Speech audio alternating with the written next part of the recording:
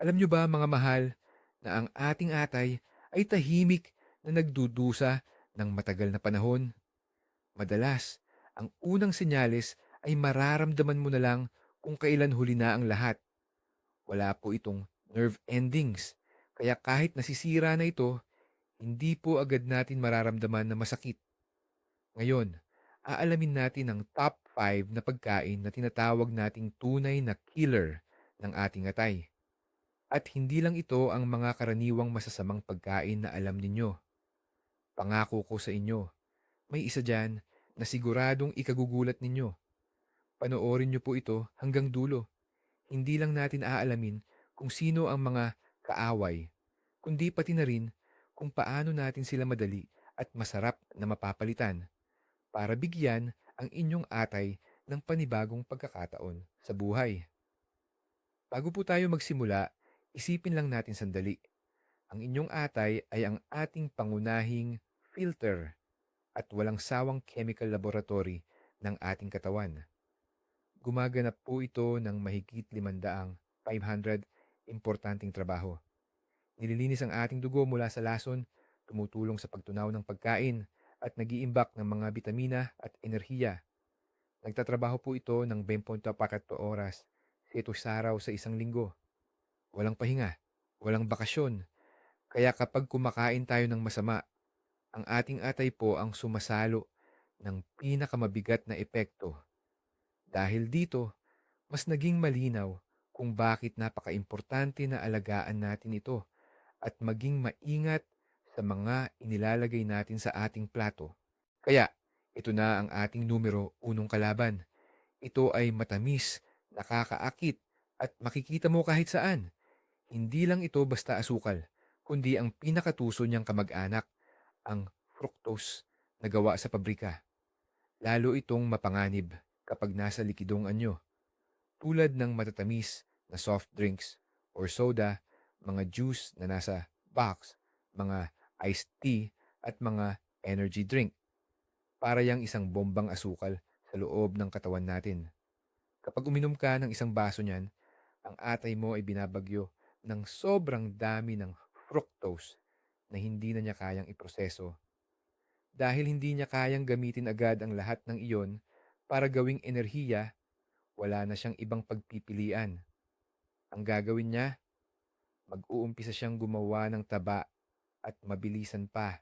Ang prosesong ito ay halos katulad din ng kung paano pinoproseso ng atay ang alak. Ang sobrang fructose ay nagiging triglycerides, isang uri ng taba na direktang naiipon at pumupwesto sa loob mismo ng mga selula ng atay. Sa katagalan, ito ang nagiging sanhi ng kondisyon na tinatawag nating non-alcoholic fatty liver disease or mas kilala bilang simpleng matabang atay.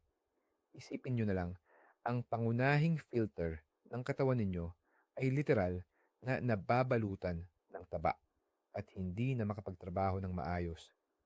Sa ngayon, kada 3 adulto, may isa na meron nito. At ito ang direktang daan patungo sa mas matitinding problema tulad ng pamamaga at cirrhosis, ang tuluyan ng pagkapilat ng atay. At ang lahat ng ito ay nagsisimula lang sa isang, sa tingin mo, walang kwentang lata ng soft drinks or soda. Pero, syempre, marami ang kukontra dyan. Sasabihin nila, sandali lang, di ba may fructose din sa mga prutas? Masama din ba ang prutas? Naku, sikat na sikat, yung paniniwalang yan. Pero kailangan talaga nating i-debunk. Totoo, may fructose sa prutas. Pero nandyan yan sa natural niyang package. Kasama kasi dyan ang tubig, mga vitamins, minerals, at ito ang key, ang fiber. Ang fiber na yun ang nagpapabagal sa pag-absorb ng asukal. Kaya hindi siya biglang uupakan o sasalaksakin ang ating atay or liver. Pero, iba naman yung tinatawag na high fructose corn syrup, yung ginagamit sa mga soft drinks at matatamis. Yan, mga apo ay concentrated, purong-purong lason sa atay, at wala kang mapapakinabangang benepisyo diyan Paano ba natin papalitan ang mga matatamis na inumin na yan?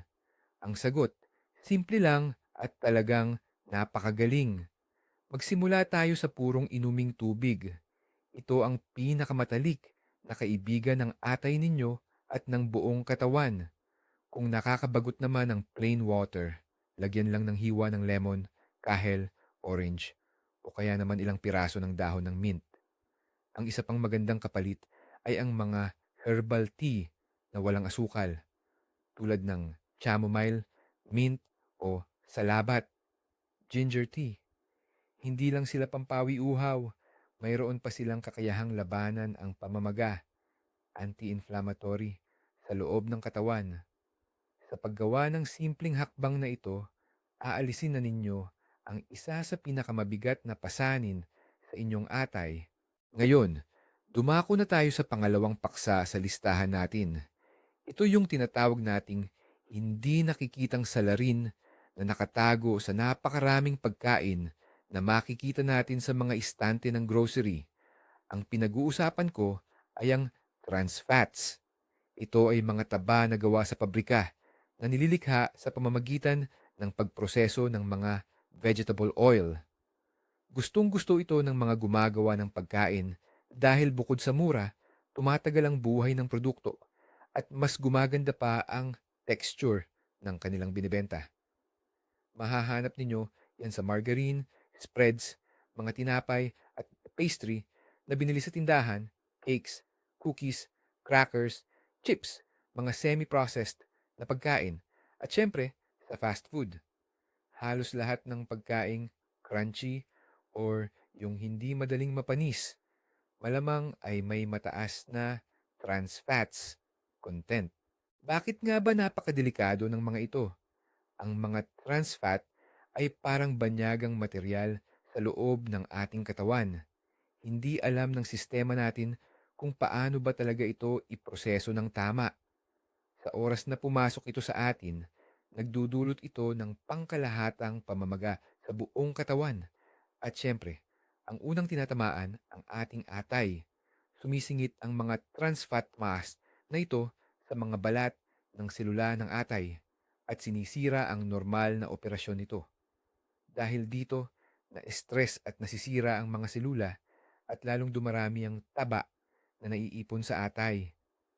Kaya naman, kung palagi tayong kumakain ng mga trans fat, malaki ang tsansa nating magkaroon hindi lang ng fatty liver, pagkakaroon ng taba sa atay, kundi pati na rin ng fibrosis at sa kalaunan ng cirrhosis ng atay. Paano ba natin makikilala itong kalaban na ito? Kailangan basahin nating maigi ang mga label o etiketa. Kapag nakita ninyo sa listahan ng sangkap ang mga salitang partially hydrogenated vegetable oil, cooking fat o pangluto na mantika, margarine o kaya naman milk fat substitute, huwag na kayong mag-atubili. Ibalik agad ang produktong iyan sa estante. Huwag kayong magpapadala sa ganda ng balot. Halimbawa, itong tingin ninyo na simpleng wafer or biscuit, pwedeng may laman na hanggang 50% ng trans fats mula sa kabuuang taba ng produkto. Naku, napakalaking pinsala niyan sa inyong kalusugan na halos sinasaktan nyo ang sarili nyo sa bawat kagat. Layuan at iwasan na ninyo ang mga produktong ito. Mabuti na lang, sobrang dali lang palitan itong mga trans fats. Imbis na gumamit ng margarine o ng mga spreads, gumamit na lang tayo ng tunay at dekalidad na mantikilya. Pero syempre, wag naman sobra. O kaya, gumamit kayo ng mga unrefined or purong mantika tulad ng olive oil, flaxseed oil, o yung paborito nating coconut oil, langis ng nyog. At itong mga binibili nating baked goods sa tindahan na punong-puno ng kung ano-anong kemikal, mas mainam kung magluto na lang tayo sa bahay. Ang lutong bahay na cupcake or cookies na ginamitan ng totoong mantikilya. Hindi lang mas healthy, kundi libo-libong beses na mas masarap at malinis kaysa sa mga nabibili. Sa ganitong paraan, sigurado kayo kung ano talaga ang inyong kinakain at hawak ninyo ang kalidad ng lahat ng ginagamit ninyong sangkap. Sige, dumako na tayo sa sunod. Ang pangatlong kalaban natin, ito, yung madalas nating binabaliwala, ang sobrang daming asin. Oo, yung simpleng asin na ginagamit natin sa pagluluto. Siyempre, kailangan talaga ng katawan natin ng sodium para mapanatili ang tamang balanse ng tubig at para maayos ang paggana ng ating sistema ng nerbyo. Pero ang problema, ngayon, ilang beses nating nilalagpasan ang dami ng asin na recommended lang dapat. At ang pinakadelikado, hindi lang sa salt shaker o sa lalagyan ng asin sa mesa ninyo ang problema. Ang tunay na panganib ay nasa nakatagong asin na nasa mga processed at prepackaged na pagkain. Paano ba nakakasira sa atay natin ang sobrang alat? Una sa lahat, kapag napakarami nating kinakain na may sodium o alat, nagiging sanhi ito ng pagmamanas o ang pag-ipon ng tubig sa katawan at tumataas din ang ating presyon. Dahil dito, nabibigyan ng dagdag na pabigat o stress ang lahat ng ating mga organo, kasama na dyan ang ating atay. Pangalawa, pinapakita ng mga pag-aaral na may direkta talagang koneksyon ang sobrang alat sa pagdami ng tinatawag na liver fibrosis. Ang fibrosis ay ang pagpalit ng mga malulusog na selula ng atay ng mga tila pilat or tissue na matigas. Kaya, sa madaling salita, ang atay natin ay tila nagsisimulang tumigas na nakakasira sa normal nitong paggana. Ito na ang babala o tanda bago pa maging cirrhosis.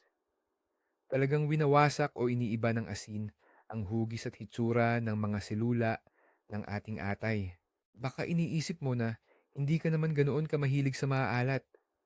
Pero tingnan natin ha, kumakain ba tayo ng mga processed meat tulad ng longganisa, hotdog or ham? O kaya kumakain ka ba ng mga dilata tulad ng sardinas, tuna o corned beef? Gumagamit ka ba ng mga sarsa at pampalasa katulad ng toyo, ketchup or mayonnaise? Bumibili ka ba ng mga instant soup, instant noodles o kaya frozen pizza? Alam mo bang lahat ng mga yan, merong napakalaking dami ng asin. Ginagamit kasi ito ng mga gumagawa bilang pampreserba at pampasarap ng lasa. Minsan, sa isang kain mo pa lang ng mga produktong ito, baka ubos na agad ang sodium na kailangan mo sa isang buong araw. Anong dapat gawin? Simple lang ang panimula. Magluto po tayo sa bahay, gamit lang ang mga sariwa at hindi prosesong sangkap.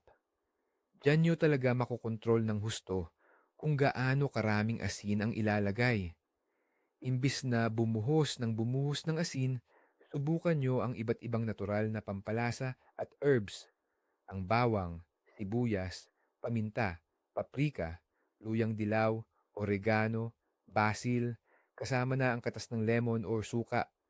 Lahat yan, magbibigay ng kakaibang sarap at bango sa pagkain nang hindi na kailangan ng kahit isang butil ng sobrang asin. Madali pong masasanay ang inyong panlasa at mas lalo niyong mararamdaman ang tunay na flavor ng mga sangkap. Higit sa lahat, ang inyong atay ay makahihinga na ng maluwag. Ang pang-apat na kalaban natin sa listahan ay ang mga pagkain na akala ng marami ay sentro na ng kanilang pang-araw-araw na kainan. Ito ang tinatawag nating refined o simple carbohydrates. Kasama rito ang puting tinapay, mga pandesal, ang paborito nating white rice, puting bigas, mga pasta na gawa sa murang harina, at karamihan sa mga instant o dry cereals na pangagahan. Ang problema sa mga pagkaing ito ay sa sobrang proseso, tinanggalan na sila ng mahahalagang fiber, vitamina at mineral. Ang natira na lang ay halos puro starch na kapag nasa loob na ng ating katawan, ang epekto nito ay halos pareho lang sa pagkonsumo ng asukal. Kapag kumakain tayo ng isang plato ng white pasta o kaya naman ay sandwich na gawa sa puting tinapay, mabilis na mabilis matunaw iyan sa ating tiyan. Dahil dyan, biglang tumataas ang level ng asukal sa ating dugo o tinatawag nating glucose level. Bilang tugon sa biglang pagtaas na ito, naglalabas ang ating mga pancreas ng sandamakmak na insulin. Ang trabaho ng insulin ay ipasok o ipamahagi ang asukal na yan sa ating mga cells. Pero kapag sobra-sobra na ang asukal, hindi na kayang tanggapin iyan ng mga cells natin. Kaya naman, sino ang aabala ulit? Ang ating atay, liver. Kukunin ng atay ang lahat ng sobra-sobrang glucose sa dugo. At tama kayo ng hula, gagawin niya itong fat or taba. Pareho lang iyan ang nangyayari kapag sobra-sobra rin ang ating kain sa fructose or fruit sugar. Maraming tao, dahil naririnig ang mga balitang ito, ay nagiging sobrang strikto at nagdedesisyon na tuluyan ng iwasan ng carbohydrate. Pero maling-mali yan. Ang carbohydrate ang pangunahing pinagkukunan ng enerhiya ng ating katawan at isip. Linawin natin, hindi mo kailangang iwasan ang mga yan, kailangan mo lang matutong pumili ng tamang uri ng carbohydrate.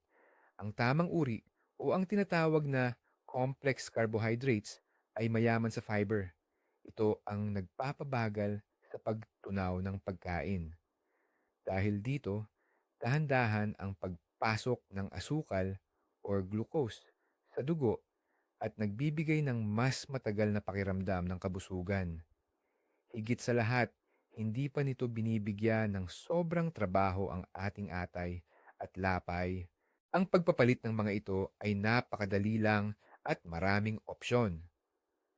Sa halip na puting tinapay, piliin ninyo ang whole grain or whole wheat.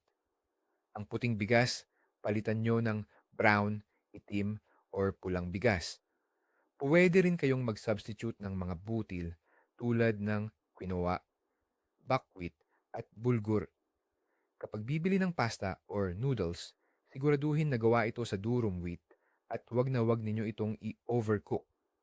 Sa almusal, imbes na sweet cereals na puno ng asukal, magluto kayo ng ao at meal na matagal lutuin or yung hindi pa masyadong naproseso. Ang mga simpleng pagbabagong ito sa inyong pagkain ay hindi lamang magpoprotekta sa inyong atay, kundi bibigyan din kayo ng mas maraming enerhiya, pagandahin ang inyong panunaw, at makakatulong upang makontrol ang inyong timbang. Sige, dumako na tayo sa panglima, ang huli sa listahan natin. Ito siguro ang pinakahalata, pero huwag nating isantabi. Sobrang importante nito. Ang tinutukoy ko ay ang alak o ang alkohol. At dito, gusto kong idiin sa inyo ang isang kritikal na detalye, isang bagay na kadalasan ay hindi alam ng marami o sadyang kinakalimutan. Pinag-uusapan natin dito ang tungkol sa mito ng tinatawag na safe dose o ligtas na dami. Naku, mga kasama, ang totoo, pagdating sa mga selula ng inyong atay or liver, walang konsepto ng safe dose ng alak. Hindi talaga iyan totoo. Ang kahit anong dami ng ethanol, ang kemikal na sangkap sa alak ay isa ng lason o toxin sa ating katawan. At sino ang obligadong sumalo at maglinis ng lasong iyon? Walang iba kundi ang inyong atay. Kapag ang alak ay nakarating na sa atay, sige ang pagtatrabaho ng mga selula nito para durugin at gawing mas simpleng sangkap. Sa prosesong ito, nabubuo ang acetaldehyde, isang napakatoksisis na chemical na sumisira sa mga selula ng atay, nagdudulot ng pamamaga or inflammation at tinatawag nating oxidative stress. Kaya naman, kung regular kang umiinom ng alak, kahit pa konti-konti lang, wala nang sapat na oras ang atay mo para mag-recover o magpagaling. Ang paulit-ulit at matagalang pamamaga na ito ay unang nagdadala sa tinatawag na alcoholic fatty liver disease. Susundan ito ng alcoholic hepatitis, at sa huli, mauuwi ito sa cirrhosis. Ito ay isang permanenteng sakit kung saan ang malusog na bahagi ng atay ay napapalitan na ng scar tissue or pilat. Imahinasyon lang, gabi-gabi, may ritual kayong pag-inom ng kaunting alak. Kunwari, pamparelax o pampatibay ng ugat. Para sa inyo, isa lang yang nakasanayan. Pero sa inyong atay, grabe, para iyan sa kanya ay araw-araw na pilit na pagtatrabaho sa isang delikadong pabrika ng kemikal na walang kalaban-laban. Araw-araw, taon-taon, hanggang sa maubos na lang ang lakas.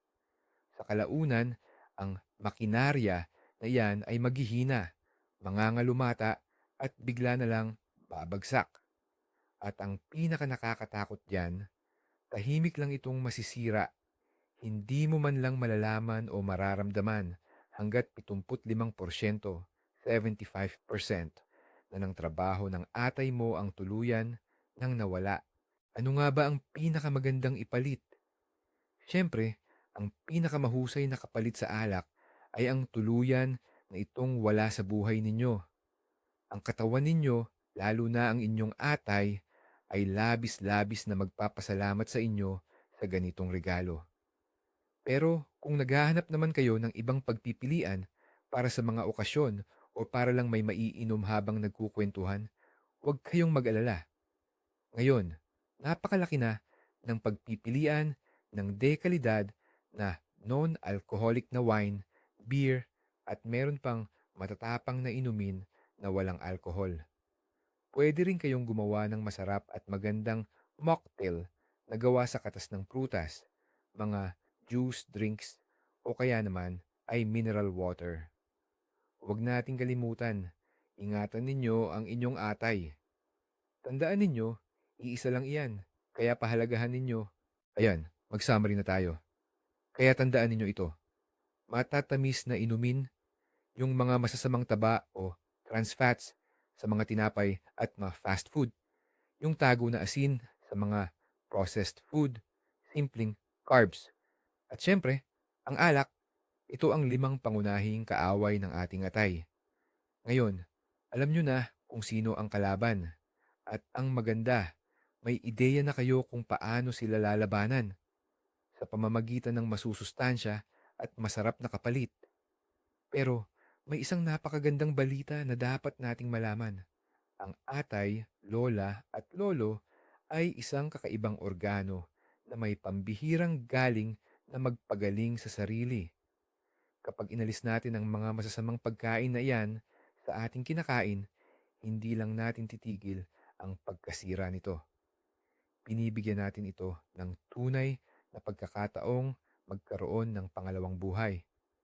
Pwede tayong magsimula ngayon na sa isang simpleng hakbang lang. Halimbawa, palitan natin ang isang baso ng soft drink ng isang baso ng malinis na tubig. Maraming salamat po sa panunood nitong napaka-importanting video hanggang dulo. Kung may natutunan kayong bago at kapakipakinabang, pakipindot naman po ang like at mag-subscribe sa aming channel para hindi nyo ma-miss ang susunod na video tungkol sa kalusugan. Ngayon, may tanong ako sa inyo, Lola at Lolo. Alin sa mga nabanggit natin ang pinakanagulat sa inyo? Isulat po ang inyong sagot sa comments section. Pag-usapan natin iyan.